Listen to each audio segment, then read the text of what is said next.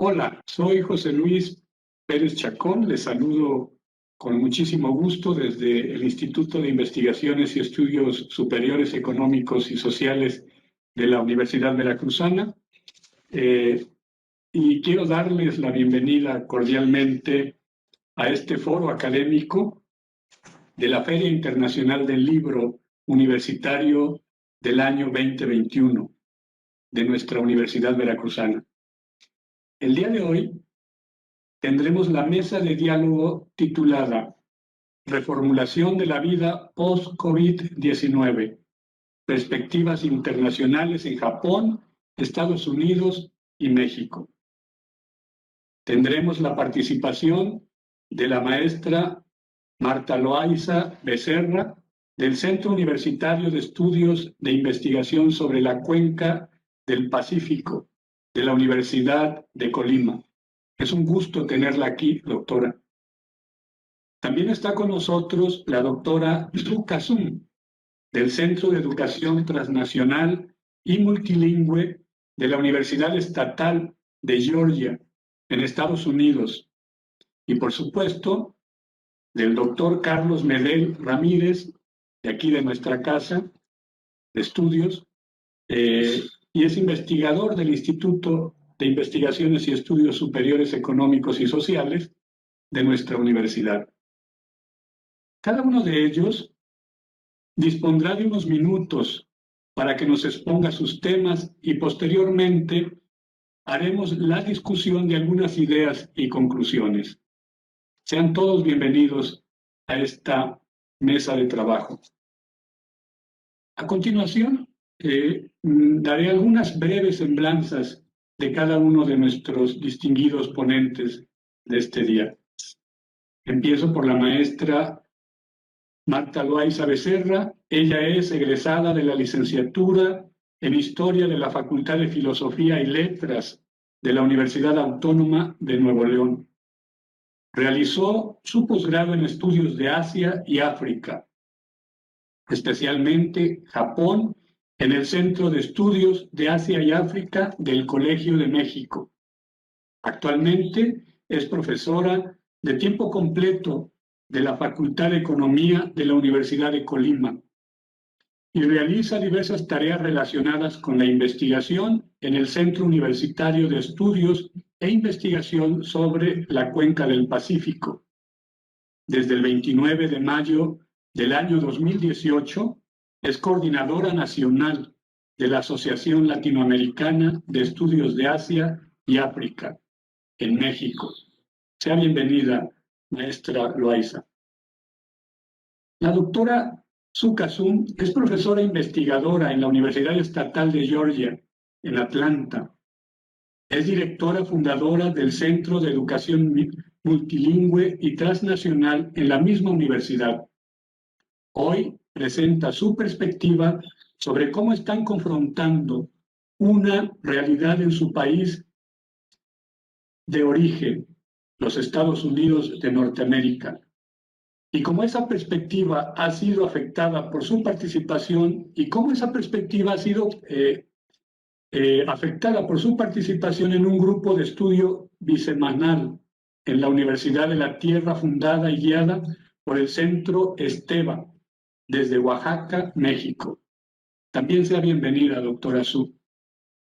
Y por supuesto, el doctor Carlos Medel Ramírez es investigador de tiempo completo, académico de carrera, titular C, adscrito al Instituto de Investigaciones y Estudios Superiores Económicos y Sociales de la Universidad Veracruzana. Es miembro del Sistema Nacional de Investigadores del año 2020 y es miembro del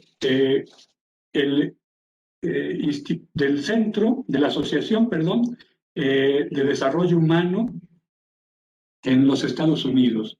Sea bienvenido también, doctor Carlos Medel. Y muchas gracias por su participación. Vamos a dar inicio a nuestra charla y para ello quiero darle la palabra a la maestra Marta Loaiza, por favor.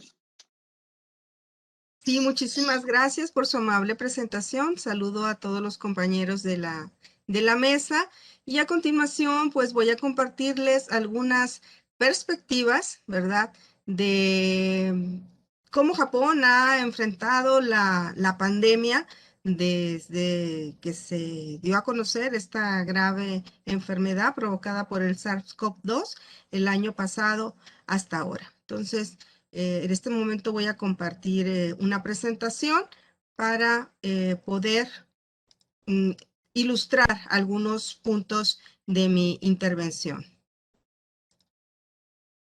Entonces, espero que ya se pueda ver la presentación.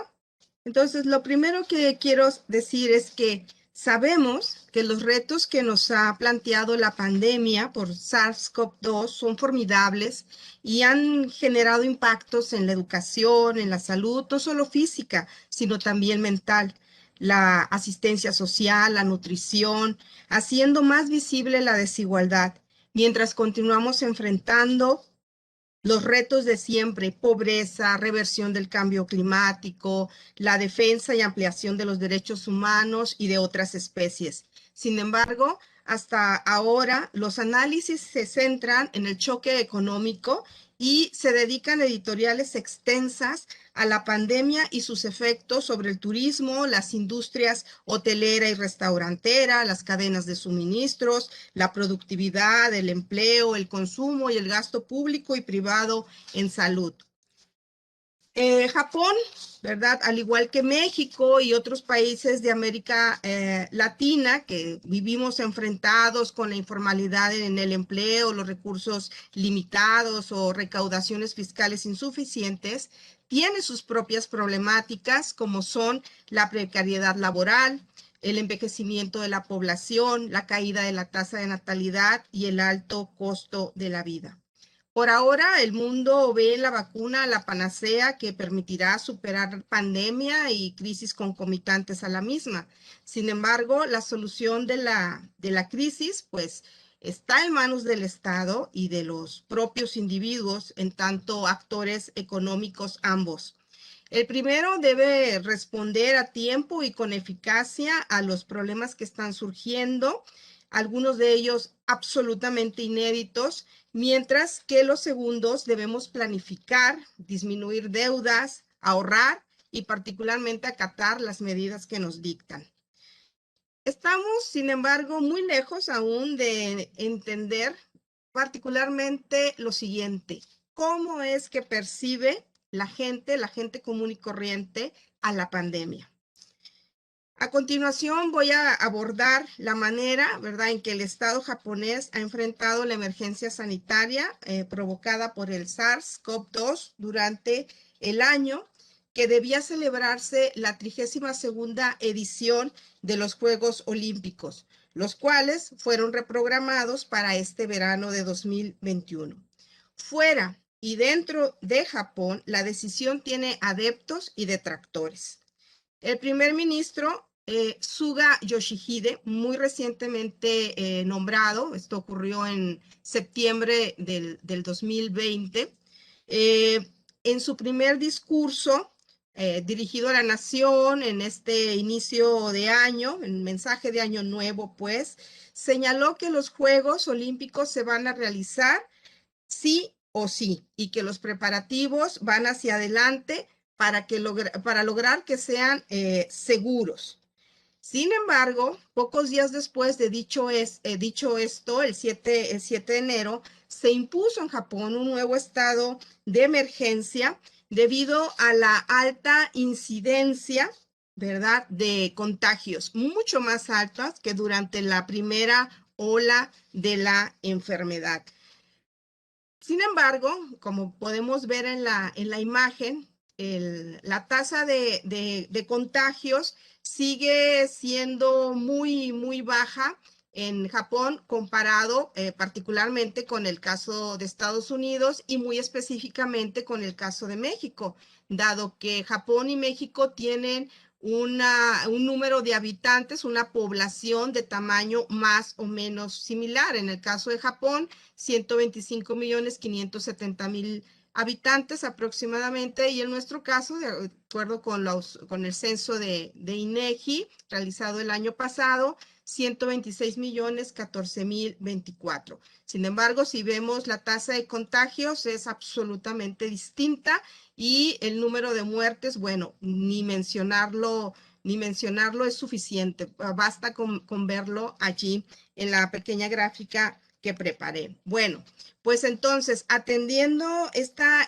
realidad, o sea, poniendo esta realidad en contraste con las percepciones, ¿verdad?, que tiene la gente, hay una encuesta que ha circulado y que, bueno, cuyos resultados han circulado mucho a través de redes sociales, y me refiero a la encuesta de opinión realizada por la agencia de noticias Kyodo, una agencia noticiosa japonesa, que encontró que solamente el 14% de la población está de acuerdo en que se realicen los Olímpicos en este año. El resto de la opinión está dividida entre cancelación y una nueva reprogramación. El presidente del Comité Olímpico japonés, el señor Yoshiro Mori, quien es un ex primer ministro, ha dicho, ¿verdad?, de manera reiterada que los Olímpicos se realizarán. Pero muy desafortunadamente, justo en esta semana, hizo unas declaraciones sexistas, misóginas, sobre el papel de las mujeres dentro de la organización, y bueno, reavivó la llama en contra de la celebración de los Olímpicos en su país. Esto lo menciono por el hecho de que es el Estado japonés, más que los japoneses mismos, quienes están empeñados en la realización de este evento. La premisa de la que ellos parten tiene que ver con el hecho de que puede ser un distractor atractivo, un evento lúdico que va a permitir a la gente, ¿verdad?, liberarla de su agobio y de sus miedos frente a la enfermedad. Pero hay que mencionar también que Japón está muy atrás en el proceso de inmunización de su sociedad, es decir, todavía no comienzan a aplicar la vacuna. Los planes son de que esto se haga a partir de marzo. Los Olímpicos comienzan el 23 de julio y durarán hasta el 8 de agosto. Es decir, que para 2 meses después de que los Olímpicos hayan concluido, apenas tendrían al 75% de su población vacunada. Entonces, para que alcancen ellos el nivel de inmunización colectiva que se espera por parte de todos los países ricos alcanzar al cierre de este 2021.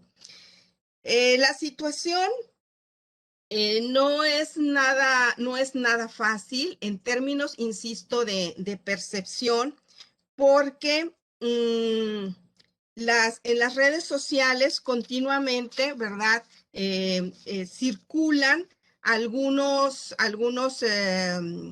opiniones negativas que evidencian una insatisfacción general sobre la manera en cómo el gobierno ha manejado la pandemia, que, insisto, se volvió a disparar la tasa de contagios durante esta temporada invernal.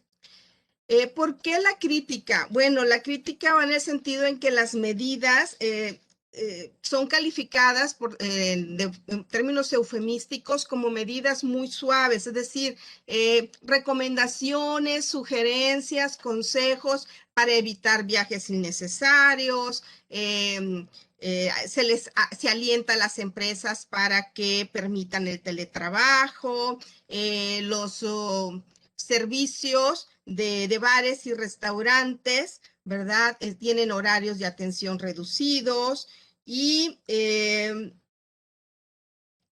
más controversial es que la vacuna no va a ser obligatoria, sino que se deja a criterio personal el si se aplicará o no, tomar la decisión si se le aplica o no. Como telón de fondo, también debemos considerar que Tokio, el gobierno de Tokio, el gobierno metropolitano de Tokio y el gobierno central de Tokio quieren utilizar como ya lo han, es la segunda vez en términos históricos que lo haría, lo hicieron en 1964 con las Olimpiadas que celebraron a 19 años apenas tras el fin de la Segunda Guerra Mundial, en un Japón que se quiso mostrar fuerte y reconstruido. Bueno, todavía son temas que se pueden debatir luego, pero como en aquella ocasión quieren aprovechar esta oportunidad para mostrarse principalmente como un país carbono neutral.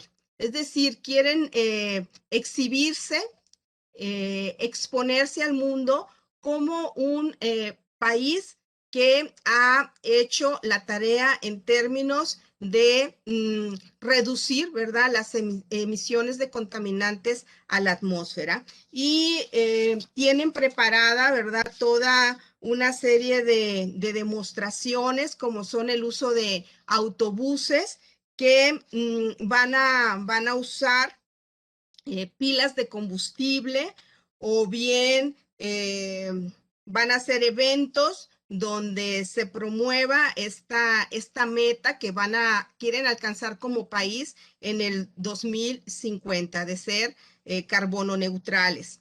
Además, las medallas, una cuestión de anécdota, las medallas, ¿verdad? 5,000 medallas que se van a entregar durante el evento se produjeron a través de minería urbana, de millones de teléfonos celulares, computadoras y otros desechos electrónicos de alta tecnología.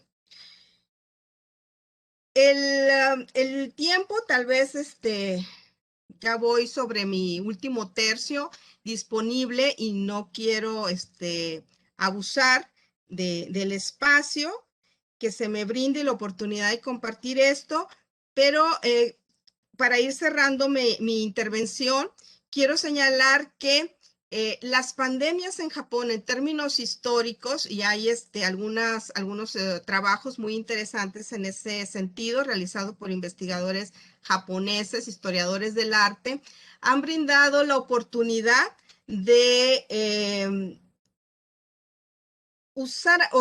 hacer de un evento tan catastrófico como lo es una pandemia, un momento de oportunidad a través de proyectos nacionales. En el pasado, en el siglo VIII, cuando hubo una fuerte infección por viruela, que en las crónicas se señala pudieron haber acabado hasta con 1/3 de la población en Japón. Se emprendieron proyectos para la construcción de grandes obras. Una de ellas, que 1278 años después sigue en pie, es el Todaiji, ¿verdad? El templo del Gran Buda monumental, ubicado en la ciudad de Nara. Entonces, este tipo de proyectos nacionales, como el Todaiji en el pasado, las Olimpiadas del 64, las Olimpiadas de 2020 que se van a realizar en 2021, le brindan a Japón la oportunidad de generar infraestructuras que pueden ser atractivas tantos años después. Del 64, pues tenemos la red de trenes de alta velocidad, conocidos como Shinkansen. Y ahora, bueno, podríamos tener ellos podrían marcar la pauta hacia la reconversión de los grandes centros urbanos del mundo en ciudades libres de carbono. Esta pequeña última imagen que quiero compartir es emblemática, porque así como en México tuvimos a Susana Distancia, en Japón utilizaron a Amabie. Amabie es un ícono, es el dibujo, ¿verdad?, de un ser marino que apareció en el siglo XIX para prevenir a la población sobre una inminente pandemia. Nadie lo recordaba y desde el año pasado se ha hecho muy popular y el gobierno lo está utilizando para promover la prevención del COVID. Entonces, en suma, y por último, lo que quisiera señalar es que el reto acá, y creo que los japoneses lo están haciendo muy bien en ese sentido, es aprender a afrontar las epidemias, ¿sí? Y en ese aprendizaje es tratar de vivir con ellas. No es la primera vez que ellos enfrentan una epidemia, o bueno, ahora una pandemia en el mundo, pero yo creo que hay maneras, o lo que se tiene que trabajar son las maneras para moldear la percepción de la sociedad y disminuir el miedo, porque el miedo realmente tiene paralizado a muchos alrededor del mundo. Bueno, hasta aquí lo dejo. Muchas gracias. Muchas gracias, doctora, maestra Marta, perdón, por dar este inicio a esta mesa que tiene que ver con perspectivas internacionales y su visión desde Japón ha quedado muy clara. Y para continuar con esta idea de la internacionalización, ¿verdad? Vamos a dar paso a la charla de la doctora Su Kazum. Le doy la voz, por favor, doctora. Muchísimas gracias, doctor. Es un honor grande estar aquí con ustedes el día de hoy. Tengo una perspectiva distinta que se llama Transitar la realidad del COVID desde los Estados Unidos con un enfoque unitierrense oaxaqueño y se me hace muy propio lo que acaba de decir la maestra Marta sobre el miedo. Y tengo que admitir que soy una persona que pues caí en el miedo como yo creo que la mayoría de los seres, ¿no? Seres humanos. Y tuve que salir fuera de mi país para poder encontrar una perspectiva que confronta muy abiertamente el miedo. Entonces, por eso esta perspectiva viene con la ayuda y el apoyo de la Universidad de la Tierra en Oaxaca y llegaré un poco para comentar más, pero primero quiero dar contexto y les quiero decir que somos un país aún muy nuevo, no como México que tiene sus siglos hasta milenios, ¿no? Los teníamos, los colonizadores llegaron y pues acabaron con casi todos los nativos que vivían acá. Entonces, por ser un país tan nuevo, tan joven, nos ha faltado humildad realmente. Y debido al COVID, nos hemos despertado de una supuesta comodidad, una comodidad que realmente no correspondía a todos, menos la gente indígena, que es solo 1% de nuestra población, y tampoco a los africanos americanos o la gente latina. Y aquí en las fotos se ve el sueño americano, ¿no? La casa enorme, los productos al alcance, el salir y gastar y comprar. Y pues ha sido un golpe fuerte, ¿no? Según una encuesta de la Fundación Robert Wood Johnson, en 4 ciudades grandes donde hicieron la encuesta, más que la mitad de la gente en esa encuesta ha sufrido económicamente gravemente. 40% de los latinos y los africanos americanos han perdido en esa encuesta todos sus ahorros y están sufriendo. 1 de cada 3 personas encuestadas comentó que se les ha hecho casi imposible la educación de sus hijos en las escuelas. Tenemos aquí en el país una situación no consistente. Algunos niños van a la escuela, algunos no. día en día cambia la situación, de repente sale un anuncio de no, mejor no los mandes porque hay demasiado COVID en X escuela. Entonces ha sido pues muy incómodo y un choque, ¿no? Con confrontar realmente el racismo que ha sido parte de nuestras raíces, el mismo genocidio y nuestro supuesto derecho de tener armas, ¿no? Entonces, pues llegamos a un contexto muy difícil, ¿no? Por fin estamos confrontando en una ola nueva el racismo del país y al parecer, como cada 2 generaciones, ¿no? Llegamos al momento de decir, ¿cómo es que tenemos un racismo tan potente, ¿no? Y han habido marchas, ahí parece una foto de una marcha donde fui y pues otra foto más de una ciudad más grande. Y a la vez se ve el lado de la extrema derecha acá, que apenas en Canadá ese organismo de lo que se llaman los niños orgullosos o los Proud Boys, en Canadá les llamaron ya apenas un organismo de terrorismo. Mi propio país aún no los designa así, pero se debe de. Y como de seguro se dieron cuenta, llegaron a intentar hacer un golpe de Estado dentro del Capitolio de mi país. Entonces, pues, ¿por qué menciono todo esto si estamos hablando del COVID? Resulta que estamos viviendo un momento donde nos hace falta diálogo. La izquierda no quiere escuchar a la derecha y tampoco al revés. Em, como seres humanos nos imaginamos aquí en el país como los organismos mejores, mayores, sin pensar realmente mucho en los otros organismos, ríos, montañas, los árboles, ¿no? Menos los mares. Algunos sí se preocupan, pero como menciona la maestra Marta, un país que está pensando en el carbón neutro, pues aquí difícilmente vamos a llegar, ¿no?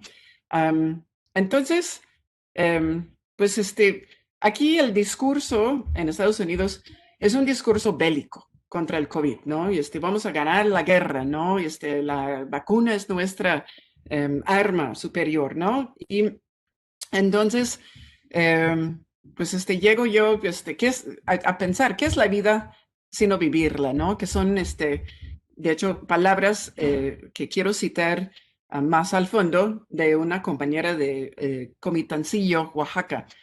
Y unas 2 semanas antes del cierre del mundo, alcancé a visitar Universidad de la Tierra en Oaxaca. Y hay tantos proyectos preciosos dentro de México, de los cuales he aprendido mucho. Mi Universidad de la Tierra se presta a que la gente que quiere saber algo se organiza y se van a estudiar, ¿no? Gustavo Esteva ha sido el fundador de la organización, pero esa raíz se ha prestado a otros lugares y ahorita les cuento un poco más, ¿no? Y perdón. Entonces, debido a mis interacciones con la Universidad de la Tierra, nos llega el COVID y los encuentro haciendo reflexiones semanales en línea sobre cómo estamos viviendo la pandemia, ¿no?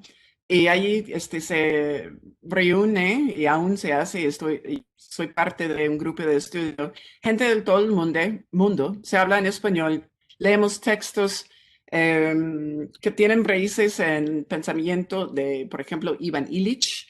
Agamben ha sido clave también en pensar que no tenemos que vivir con miedo como nuestro primera motivación, ¿no? Bueno, entonces, una pregunta que hemos reflexionado es, ¿qué nos está diciendo el virus, no? Y en vez de pensar que yo lo quiero acabar y que lo quiero matar, ¿no? Que es el discurso dominante acá, tengo que pensar que nos llegó a comentar que estamos muy fuera del balance, ¿no?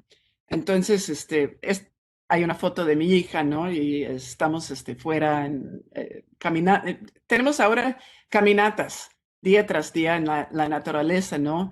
Donde estamos reencontrándonos con la misma naturaleza. Me hace falta más, ¿no? Entender cómo es la naturaleza.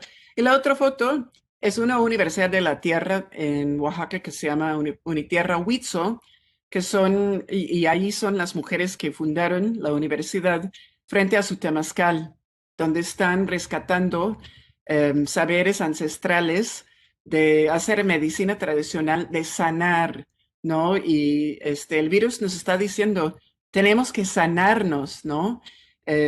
Físicamente, espiritualmente, ¿no?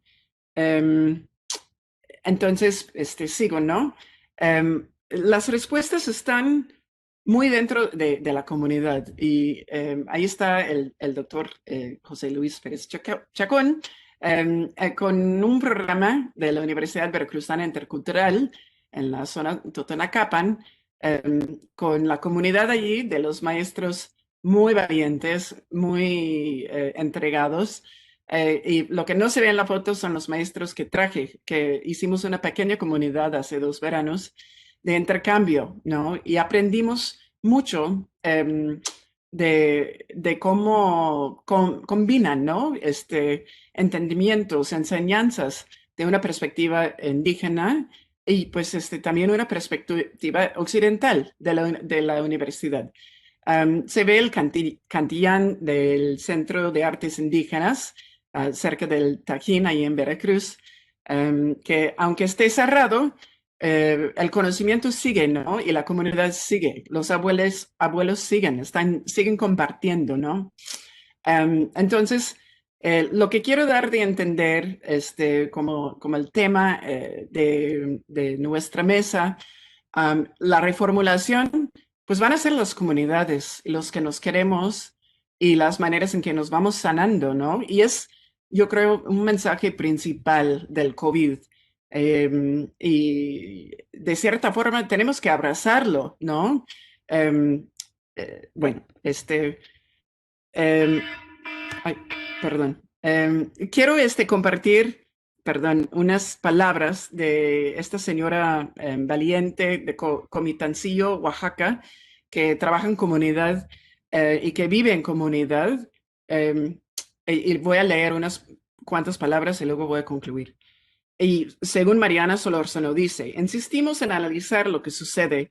En ese momento caímos en cuenta que el peor de nuestros problemas no puede ser el COVID-19. Hemos padecido algo peor que un virus. Es la imposición de un modelo de vida, de pensamiento, de poder, de consumo. Una doctrina de lo bueno y lo malo según lo que determina la alza o la baja en el mercado de valores. Es esta la situación que roza, incomoda, encabrona, porque desde hace mucho tiempo, de múltiples formas, nos han quitado la capacidad de imaginar otro mundo, nos han robado la posibilidad de reinventarnos, tanto así que hay gente que no encuentra qué hacer, porque para empezar no tiene lugar donde hacerlo. La pregunta en presente debería ser, ¿cómo estamos sobreviviendo el día a día esta situación?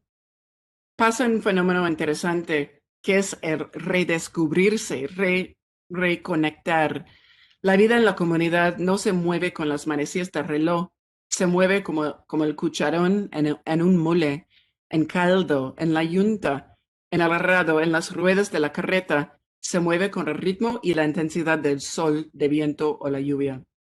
Hoy más que nunca creo es la gente la que tiene que reaccionar y tiene la obligación de buscar una salida colectiva y sus diversas dimensiones desde las ciudades hasta las selvas.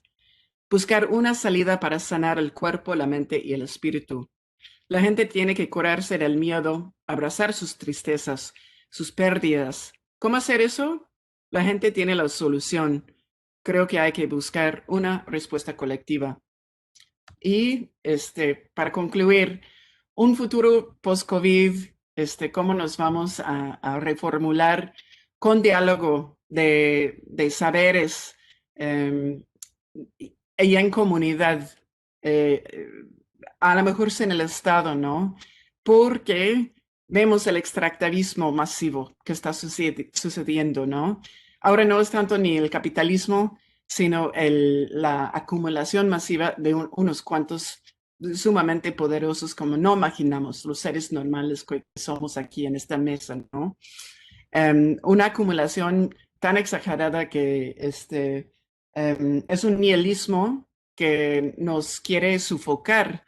Pero el chiste es la resistencia de los que vivimos día en día y los que nos juntamos en formas colectivas, tanto en línea como en presencia física, ¿no?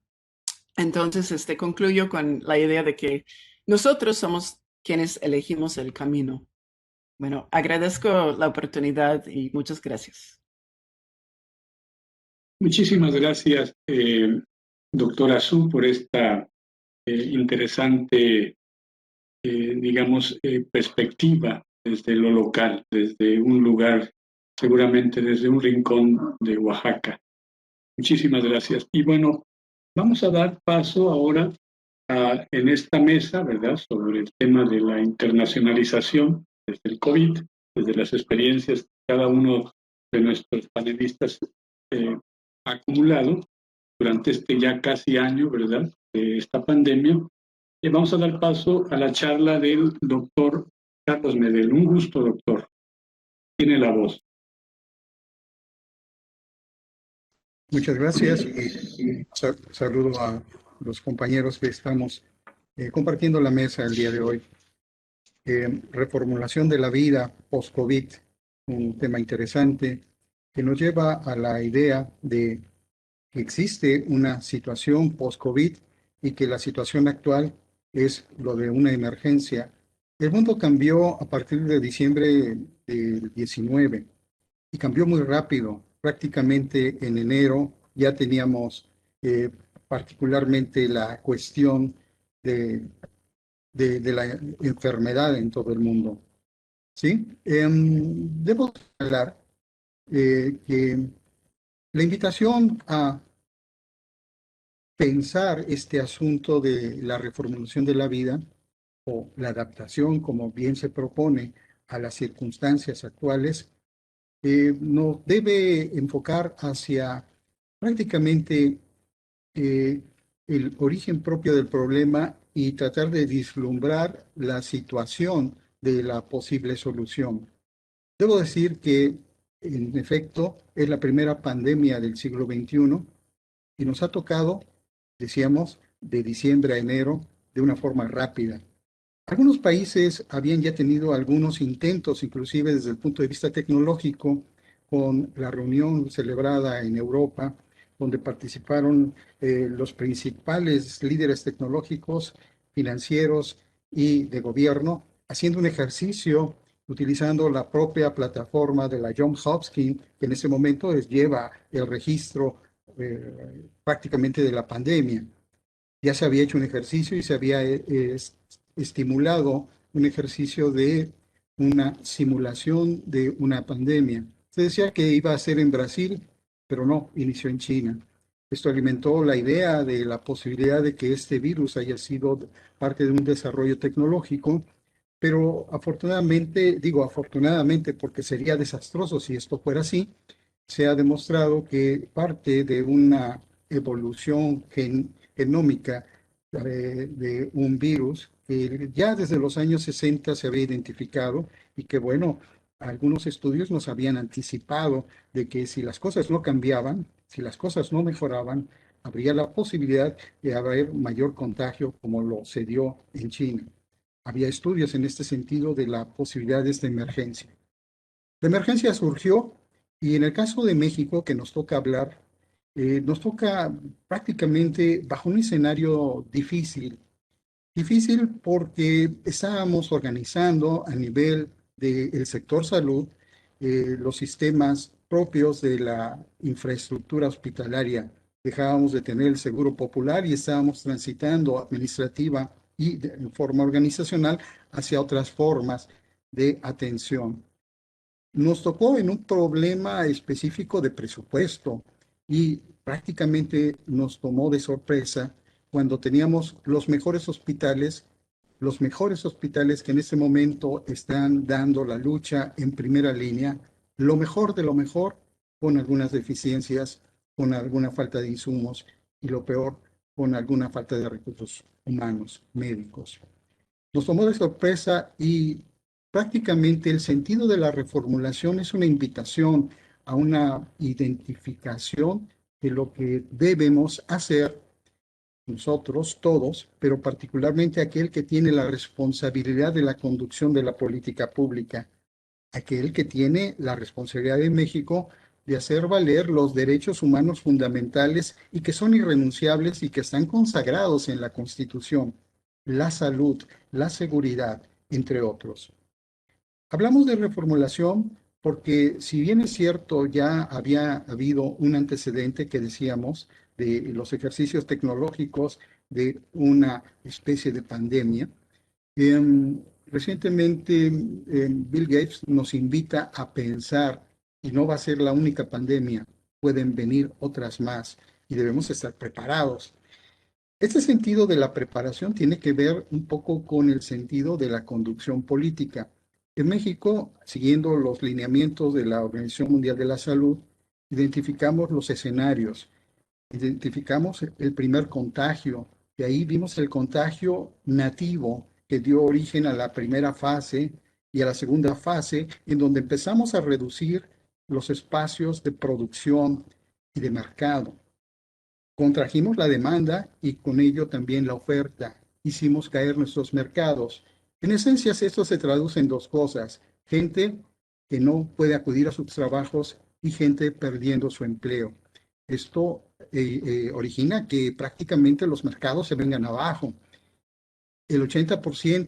Se estima que el 80% de la economía que funciona en la Ciudad de México es informal.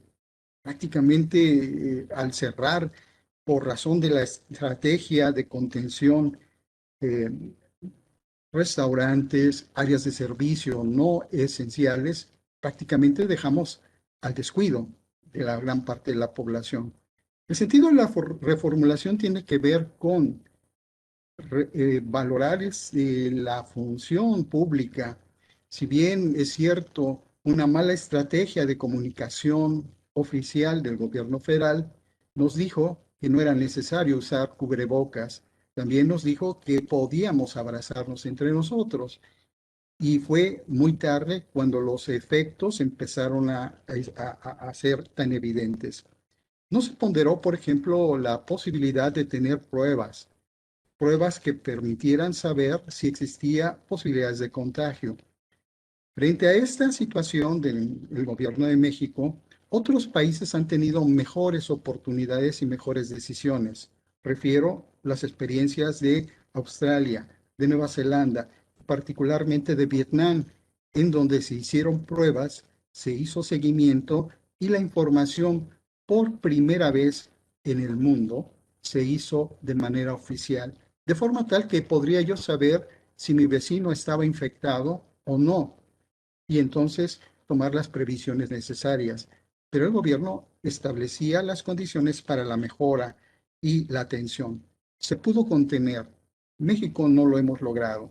Y frente a esto es la preocupación de nosotros como investigadores saber si anteponemos las siguientes consideraciones. Primero, estábamos en un proceso de reformulación del sistema de salud.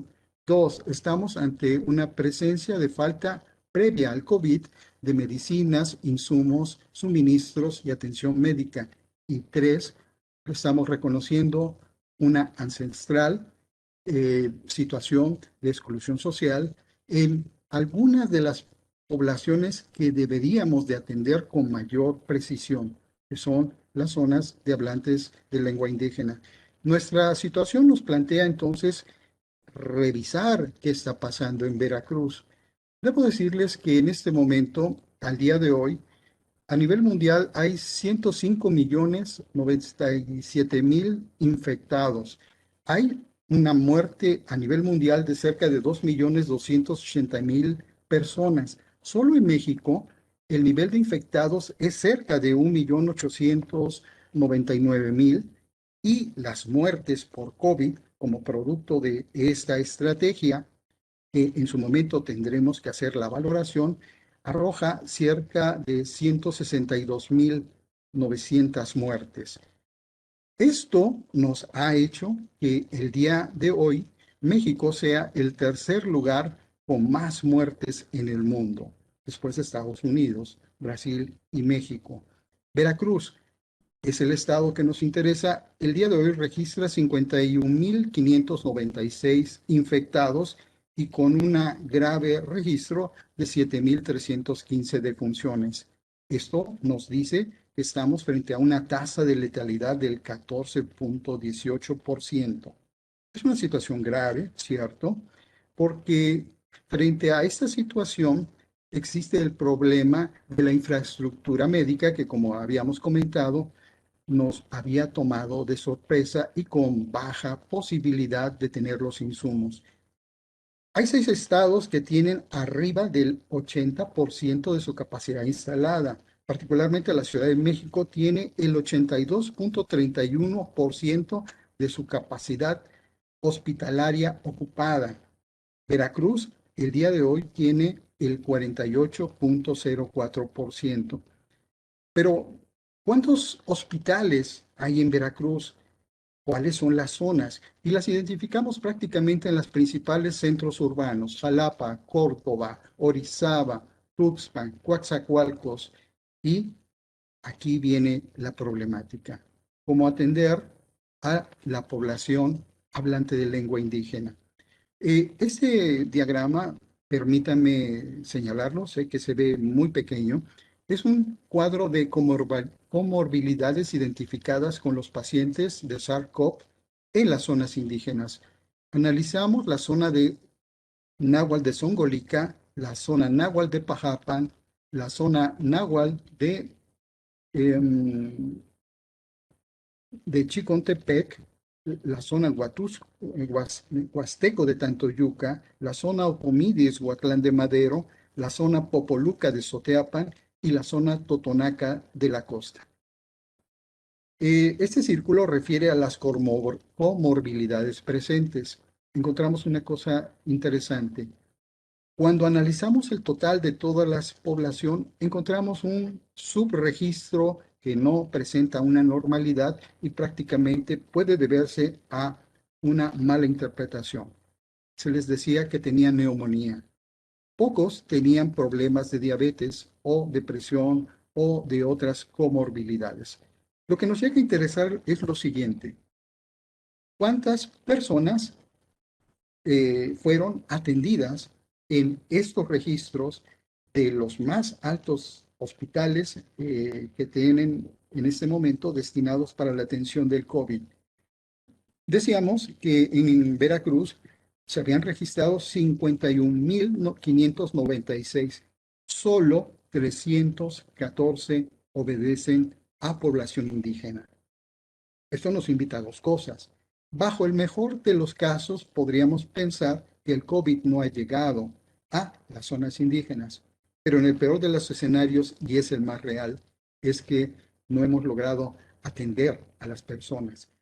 Las personas en sus comunidades y en sus localidades no han podido llegar a los hospitales y en consecuencia no han podido ser en materia del registro. Han fallecido en sus comunidades. Esto nos va a invitar necesariamente a una reformulación de la visión, de la política, de la conducción y prácticamente de la revaloración del sentido de la función pública. Hemos fallado quizá, debo decirlo, en la atención de los más vulnerables. El sentido de la búsqueda de la lucha contra la marginación, exclusión social y la pobreza multidimensional busca la mejor forma de vida. Y el COVID nos puso en evidencia, una evidencia práctica, una evidencia necesaria frente a una ciudadanía que observa que estamos dejando a los más necesitados fuera de estas posibilidades. El COVID, es cierto, nos da la oportunidad de repensar, no de adaptarnos, sino de repensar la formulación de aquello que está fallando por aquello que debemos cambiar. Y si debemos cambiar la forma de gobierno, la forma de la gestión pública, deberá de ser así. Lo contrario, esto nos va a invitar como investigadores a, una vez que se den las condiciones, hacer una arqueología de datos, visitas de campo, estudios de caso, para saber cómo las familias vivieron, sufrieron o sobrevivieron, que es lo que nosotros deseamos, el COVID en los tiempos más difíciles, en las áreas más vulnerables. Es en este sentido un poco el asunto de la invitación.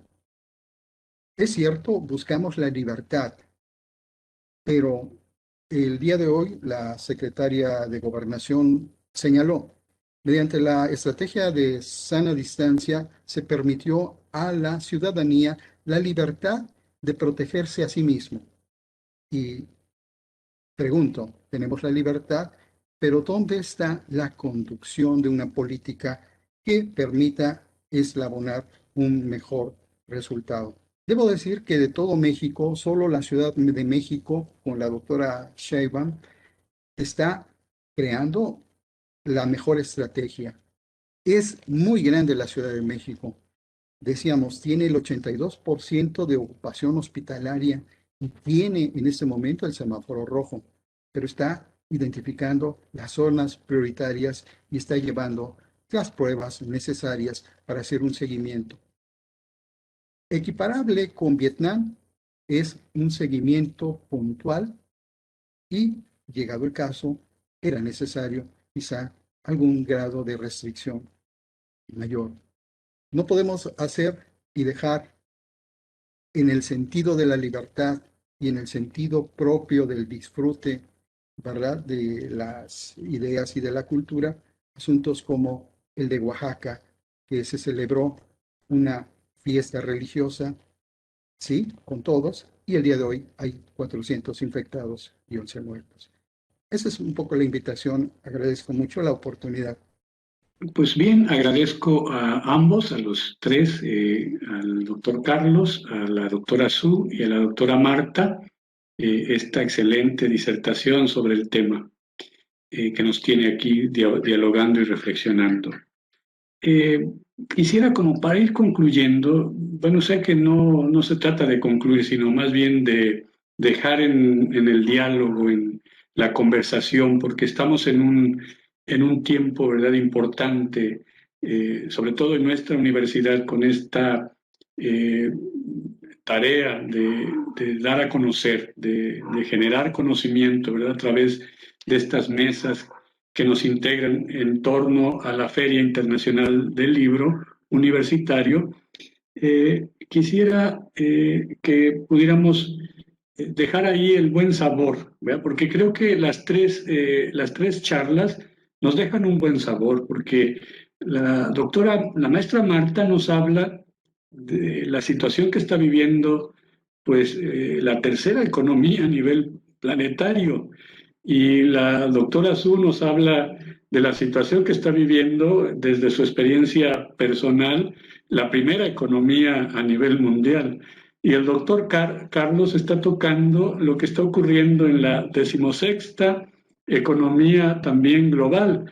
O sea, que es muy interesante, ¿verdad?, hablar de economía. O sea, la economía tiene rostro humano, por lo que estamos ahora entendiendo. Y eso me parece que tiene que ver con la resiliencia. Entonces, ¿por qué reformular y por qué no pensar en resiliencia desde nuestras prácticas comunitarias? Me queda muy claro que la doctora Su nos deja ahí una preguntilla muy filosófica, muy filosófica y muy humana, ¿verdad? El virus, ¿qué nos vino a decir? Dice ella, se cuestiona. ¿Qué nos está diciendo el virus? Y creo que la respuesta, dice ella misma, está dentro de la comunidad. Qué interesante, porque aquí estamos una comunidad de científicos preocupados por lo que está pasando a nivel local, pero también a nivel global. Y creo que el pensamiento local es fundamental. Y yo dejaría esto, la reformulación. Entonces la reformulación de la vida tendrá que surgir, tendrá que ser de las propias comunidades. dejo abierta esta pregunta. No sé si la doctora Marta quisiera iniciarnos con esta ronda. Así planteado y después de habernos escuchado todos, yo cuando yo abrí mi intervención, hablaba de la importancia de la acción de dos actores fundamentales, el Estado y los individuos. Yo creo que si planteamos vis a vis resiliencia, reformulación, yo creo que la resiliencia o las estrategias para ser resilientes y supervivir a esta pandemia en lo individual y en lo comunitario tiene que venir de los seres humanos, es decir, de nosotros. Y si lo planteamos en términos de reformulación, pues el doctor Carlos Medel tiene absolutamente la razón. Es decir, es el Estado, ¿verdad? Con todos sus mecanismos, con todas sus instituciones, con todos sus think tanks de pensamiento, sus científicos sociales, gran parte de la masa crítica por lo menos aquí en México, pues está en las universidades públicas, ¿verdad? No obstante, les pueda doler a quienes trabajan a veces en las universidades privadas, pero la investigación se hace en la universidad pública en este país. Y yo creo que la reformulación obviamente tiene que venir por parte del Estado, pero la resiliencia es nuestra tarea.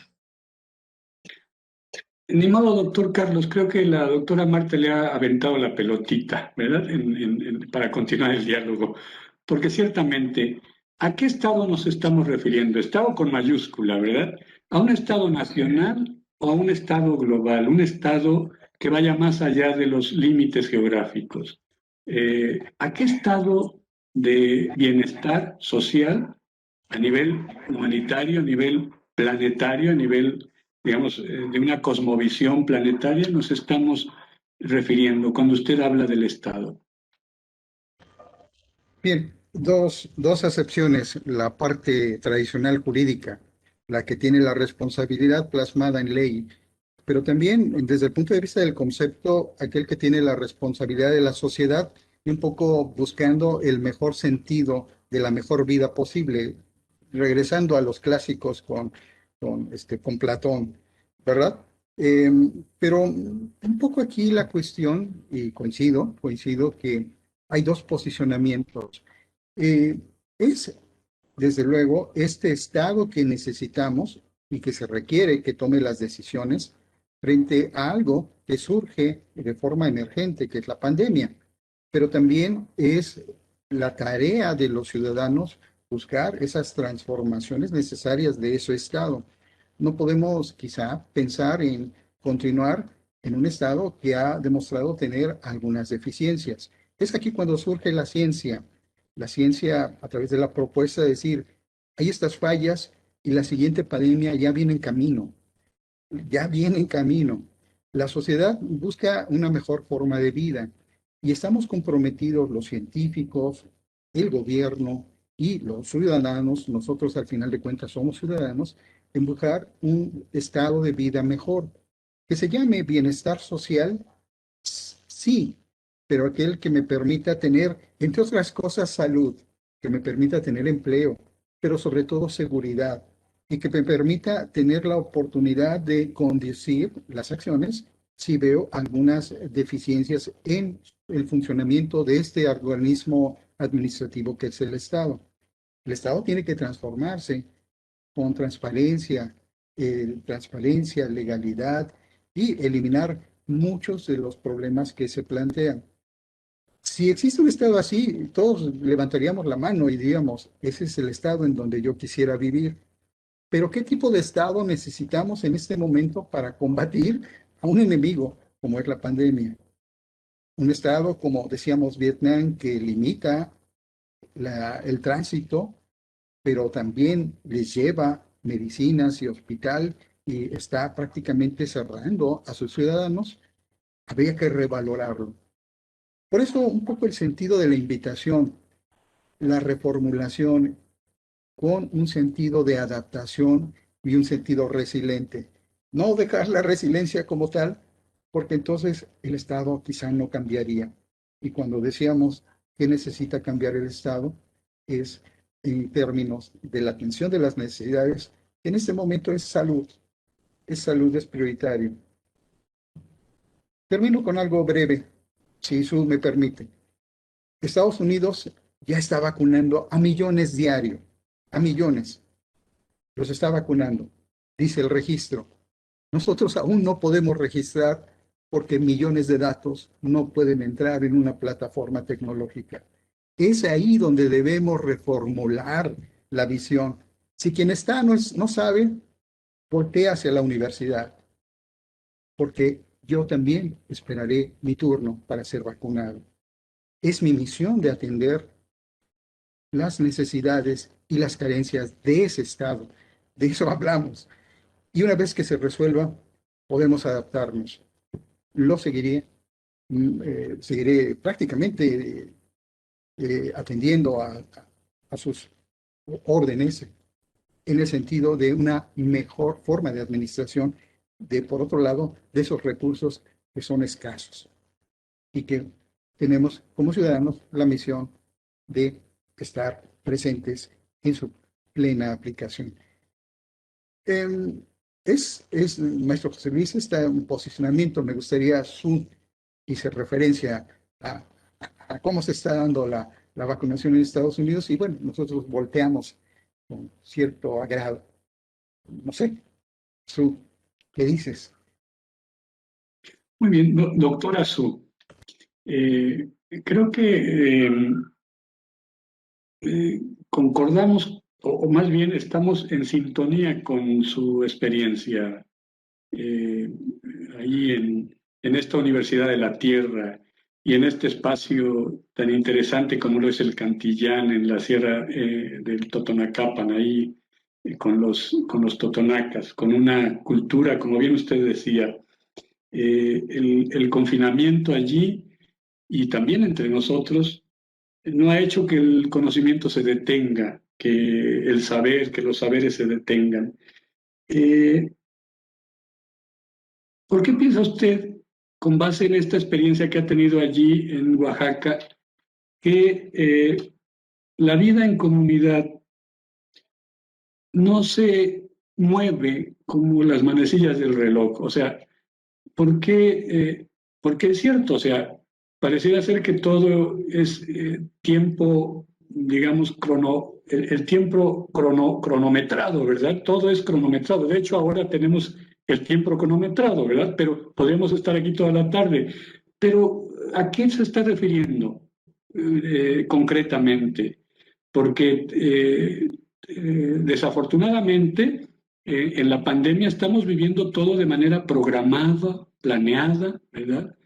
Y usted decía al principio, ¿qué vino a decirnos el virus? ¿Qué vino a decirnos? Tenemos que cambiar de paradigma, porque los totonacas están cambiando de paradigma. Y lo que usted nos ha presentado ahí en Oaxaca es un cambio de paradigma, pero que tiene miles y miles de años de enraizado. Por favor, doctora. Agradezco la pregunta y comento que, pues sí, definitivamente las manecillas de reloj pues, no funcionan en esas comunidades a las cuales me refiero de Oaxaca o igual ahí en Veracruz. La sabiduría ha ganado. Es la resiliencia, la resistencia, ¿no? De sistemas opresores que no funcionan, ¿no? En mi país acabamos de salirnos de un peligro enorme de fascismo y realmente estamos viviendo 4 años de un respiro sin saber lo que nos va a venir. Entonces, el cambio climático, ¿no? Vemos, por ejemplo, ¿quién lo está aguantando? Las comunidades indígenas en las costas primero, ¿no? Mundialmente. Y lo están aguantando y sobreviviendo, ¿no? Como viene la pregunta de mi compañera a quien refería, de Comitancillo en Oaxaca. Pues han sobrevivido y van a seguir sobreviviendo. Entonces, tiene todo el sentido de buscar esos saberes mientras confrontamos nuestra modernidad, ¿no? Y estoy totalmente de acuerdo con el doctor Carlos, que sí, viene otra pandemia, ¿no? Pero tenemos que ver cuáles son las circunstancias de cómo sobrevivir, porque tengo amigos, por ejemplo, acá, esto es personal, que no han salido, que no han visto amigos. Yo, de hecho, los he rogado.